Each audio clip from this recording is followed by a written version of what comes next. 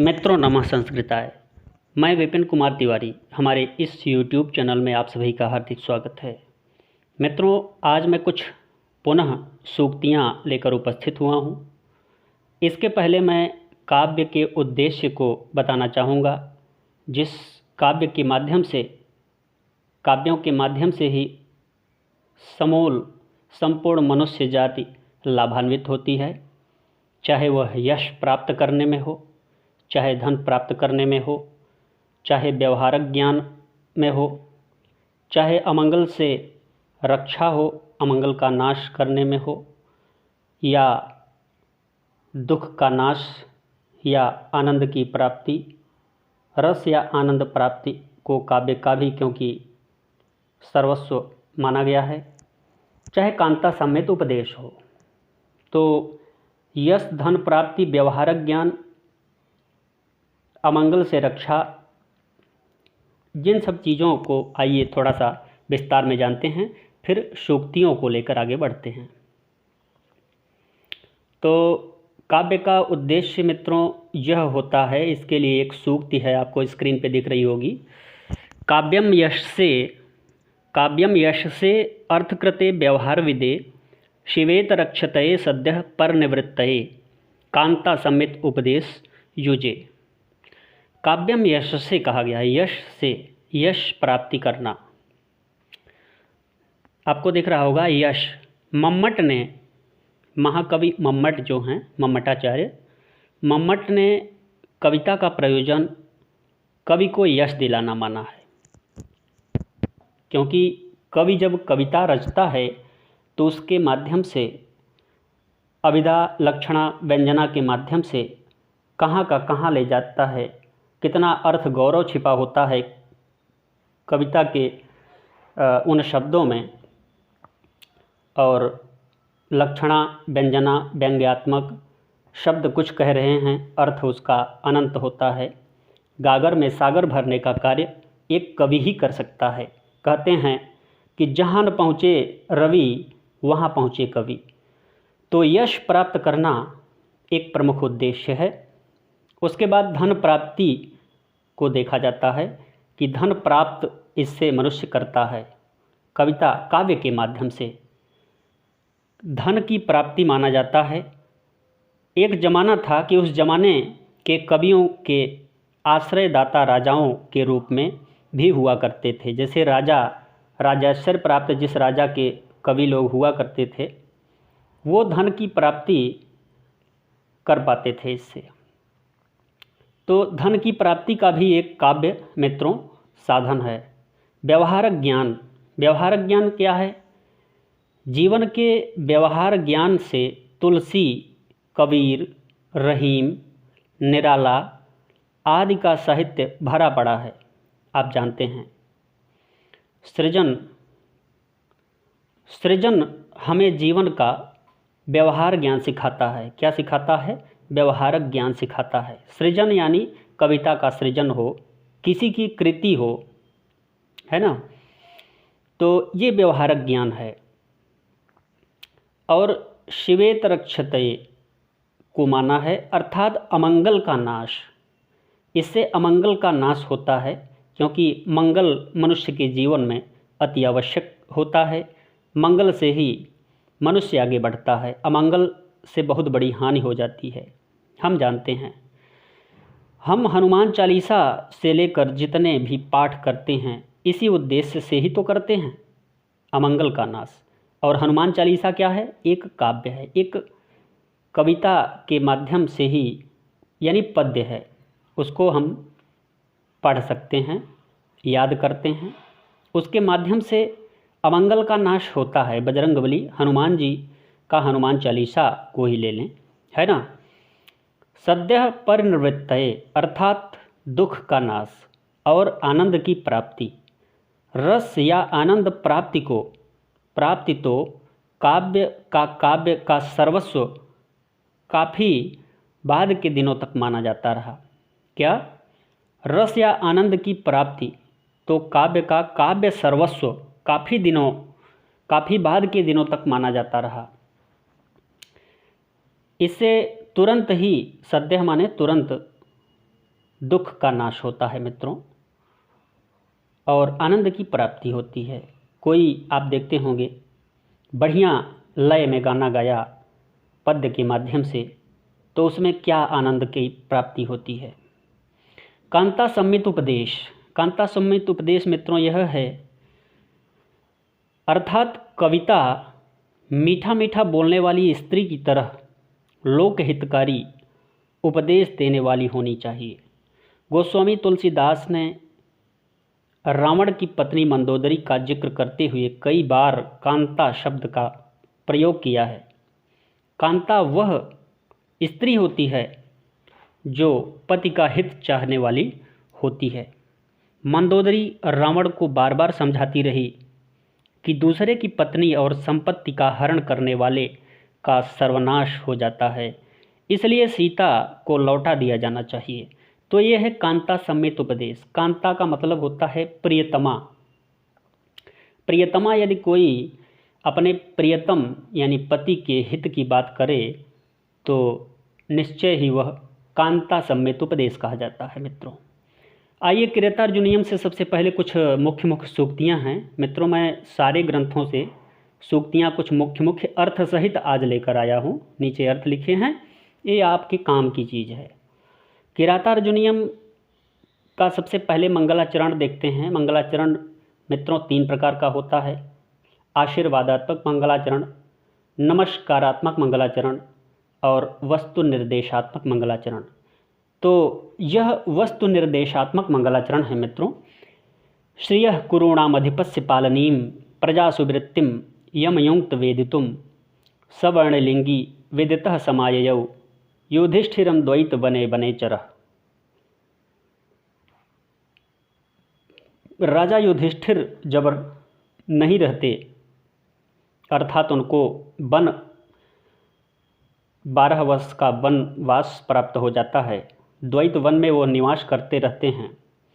द्वैत वन से एक युधिष्ठिर वर्णलिंगी एक ब्रह्मचारी वेश वाला वनेचर को भेजते हैं। वह गुप्तचर जो है, वनेचर जो है, जाके हस्तिनापुर जाता है और दुर्योधन का समाचार लाकर युधिष्ठिर को देता है। आगे है मित्रों, न विद्यते तस्य मनो न हि प्रियम प्रवक्तुमिच्छन्ति मृषा हितैषिणः। उस समय के लिए उचित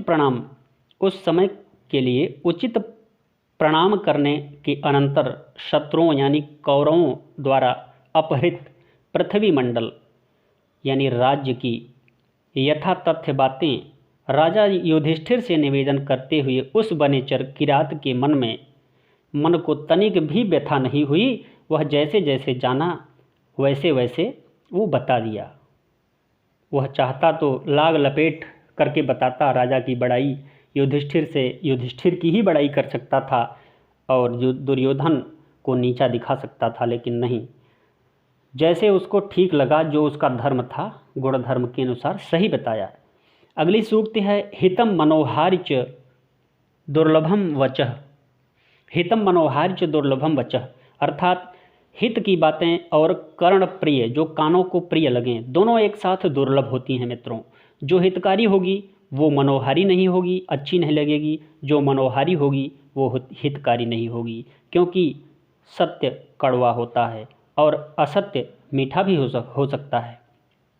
अगली सूक्ति है, स किम सखा साधुना शास्त्र योधिपम हितानयः संसृणुते स किम प्रभु सदानुकूलेषु हि कुर्वते रतिम नृपेषु मातेषु च सर्वसंपदा।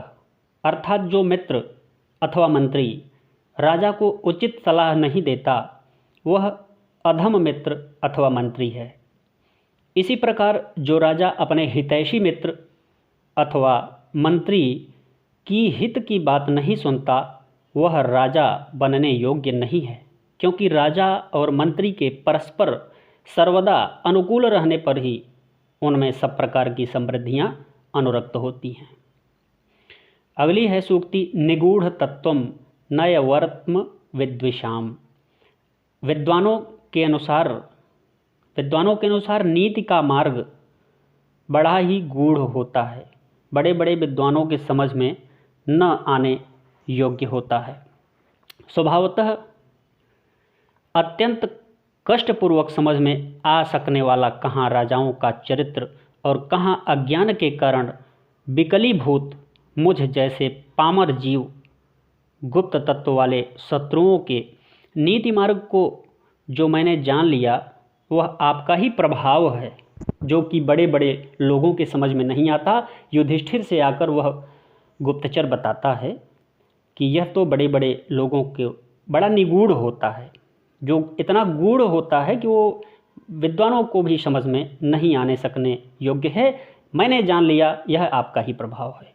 वरम विरोधोपि समम महात्मभिः, दुर्जनों की या दुष्टों की संगति की अपेक्षा सज्जनों के साथ विरोध करना भी श्रेयस्कर है, क्योंकि जब महात्माओं का विरोध करेगा, सज्जनों का आदमी विरोध करेगा तो निश्चय ही उससे कंपटीशन करेगा, उससे प्रतियोगिता करेगा, तो उस सज्जन से भी आगे निकलने का प्रयास करेगा। इसलिए दुर्जनों की संगति ठीक नहीं होती, दुष्टों की संगति की अपेक्षा सज्जनों से विरोध करना श्रेयस्कर माना गया है। आगे है अहो दुरंता बलवद विरोधिता, यानी बलवानों से बैर विरोध दुखद अंत वाला होता है, दुखद, क्योंकि बलवान से बैर विरोध करेंगे तो निश्चय ही वह हर समय चिंता करता रहेगा और असफलता को भी प्राप्त होगा। आगे है व्रजंती, व्रजंति ते मूढ़धियः पराभवम, व्रजंति ते मूढ़धियः पराभवम भवन्ति मायावीषु येन मायिनः, प्रविश्य हि घ्नन्ति सठास्तथा विधान असंवृतांगा निशिता इवेशवः। अर्थात जो मंदबुद्धि लोग मायावियों से छल कपट नहीं करते उन्हें पराभव का सामना करना पड़ता है। दुष्ट लोग ऐसे लोगों में प्रविष्ट होकर उन्हें कवच रहित अंगों में प्रविष्ट बाण की भांति नष्ट कर देते हैं। इसलिए मायावियों से मायावी बन के रहें। अवध्य कोपस्य विहंतुरापदाम भवन्ति वश्याः स्वयमेव देहिनः, अमरश शून्येन जनस्य जंतुना न जात हार्देन न विद्विषादरः। अर्थात जिनका क्रोध कभी सफल नहीं होता, ऐसे विपत्तियों को दूर करने वाले व्यक्ति के वश में लोग स्वयं ही हो जाते हैं, किंतु क्रोध से विहीन व्यक्ति के साथ प्रेम भाव पैदा होने से मनुष्य का आदर नहीं होता और न शत्रुता होने पर भय ही होता है। जो क्रोधशील अर्थात जो क्रोधशील व्यक्ति है, क्रोध जिसके पास है, उससे लोग डरते हैं। और सफल क्रोध वाला, यानी क्रोध आए तो कुछ करे तब तो उससे लोग डरेंगे। अब बहुत क्रोध आए, अपने में ही मन में लिए ही वह बैठा रहे, तो निश्चय ही उससे कोई डरेगा नहीं।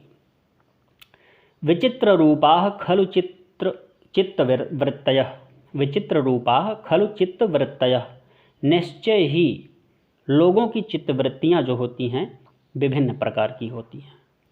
पराभव उत्सव एव मानिनाम, अर्थात स्वाभिमानियों या मनस्वियों के लिए पराभव भी या पराजय भी उत्सव के समान होता है, क्योंकि जो लड़ेगा वही हारेगा। जीत जाए तो अच्छी बात है, हार जाए तो भी बहुत अच्छी बात है, क्योंकि वह भी लड़ा तो कम से कम वह भी उत्सव के समान मानना चाहिए। हार जीत तो इस संसार का खेल है। निराश्रया हंत हता मनस्विता, अर्थात स्वाभिमानता जो होती है आश्रय विहीन होकर निश्चय ही नष्ट हो जाएगी, ऐसा किरातार्जुनीय नियम में कहा गया है। वसंत ही प्रेमणि गुणा न वस्तुनि, प्रेम में गुण बसते हैं ना कि किसी भौतिक पदार्थ में। प्रेम में गुण बसते हैं। देखते होंगे जो गुणी व्यक्ति होते हैं, व्यक्तित्व के धनी होते हैं, उनसे लोग प्रेम करते हैं, गुणी लोगों से, चाहे वह काले हों, नाटे हों या कैसे भी हों। सहसा विदधित न क्रियाम विवेकः परमापदाम पदम, वृणते ही विमृश्य कारिणम गुणलब्धा स्वयमेव संपदः।